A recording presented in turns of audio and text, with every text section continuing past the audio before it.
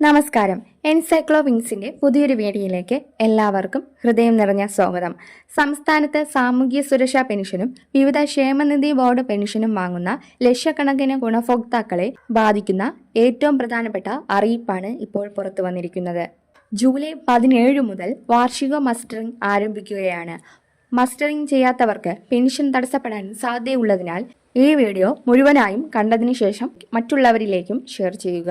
അപ്പോൾ ആദ്യമായാണ് ഈ ചാനൽ കാണുന്നതെങ്കിൽ എല്ലാവരും ഒന്ന് സബ്സ്ക്രൈബ് ചെയ്യുക. അപ്പോൾ വീഡിയോയിലേക്ക് കടക്കാം.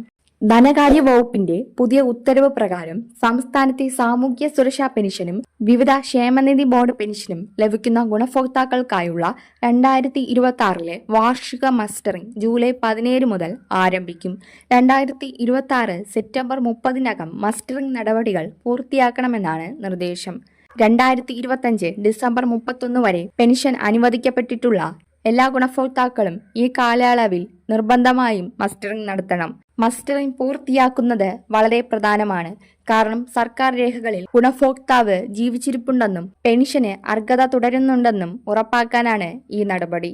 അതുകൊണ്ട് തന്നെ മസ്റ്ററിംഗ് ചെയ്യേണ്ടവർ അവസാന നിമിഷം വരെ കാത്തിരിക്കാതെ സമയബന്ധിതമായി നടപടികൾ പൂർത്തിയാക്കുക.